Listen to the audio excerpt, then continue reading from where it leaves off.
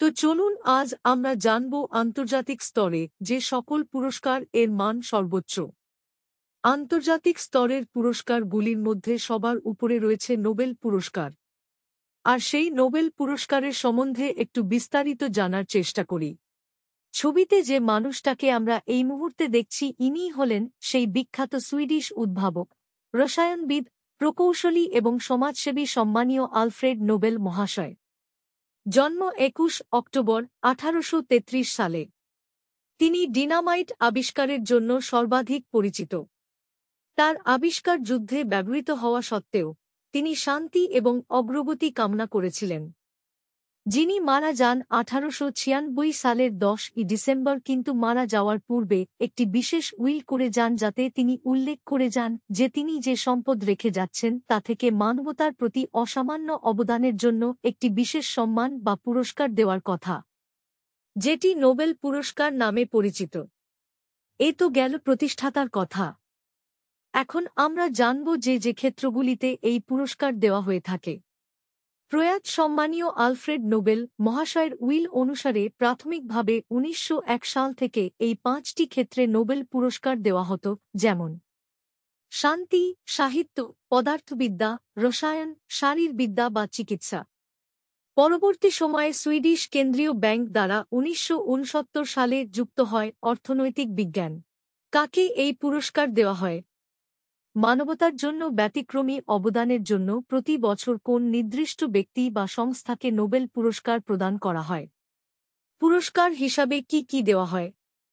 একটি Nobel diploma, বিজয়ের কৃতিত্বকে স্বীকৃতি দেওয়ার জন্য একটি অনন্য হাতে তৈরি শংসাপত্র। একটি নোবেল পদক ১৮ ক্যারেট সোনা দিয়ে তৈরি এবং আলফ্রেড নোবেলের ছবি খোদাই করা। এবং একটি নগদ পুরস্কার। নোবেল ফাউন্ডেশনের আয়ের উপর নির্ভর করে প্রতি বছর পুরস্কারের অর্থ পরিবর্তিত হয়।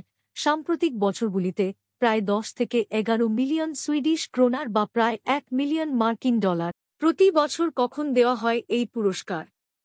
১০ ডিসেম্বর আলফ্রেড নোবেলের মৃত্যু দিবসে একটি অনুষ্ঠানের মাধ্যমে এই পুরস্কার দেওয়া হয়ে থাকে।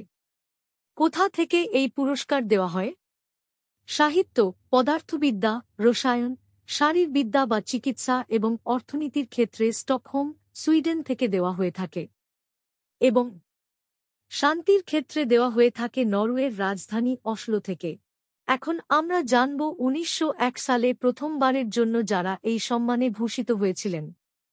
শান্তির জন্য হেনরি ডুনান্ট, যিনি একজন সুইজারল্যান্ডের নাগরিক, এবং ফ্রেডেরিক প্যাসি, এবং ইনি একজন ফ্রান্সের নাগরিক ছিলেন।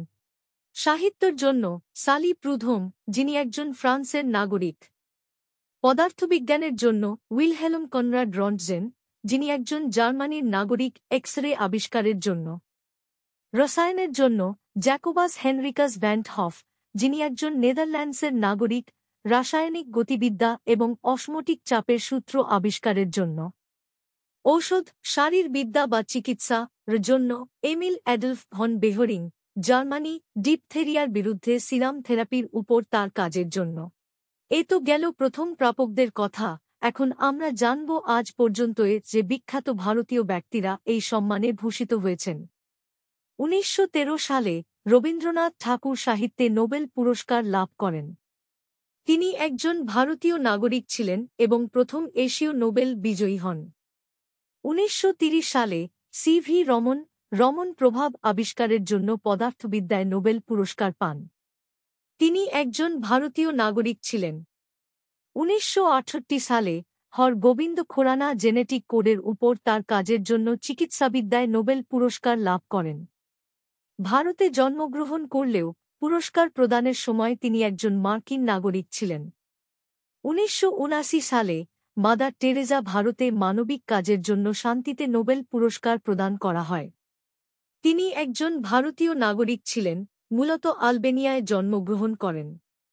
১৯৯৮ সালে অমর্ত্য সেন কল্যাণ অর্থনীতিতে তার কাজের জন্য অর্থনৈতিক বিজ্ঞানে নোবেল পুরস্কার পান। তিনি একজন ভারতীয় নাগরিক।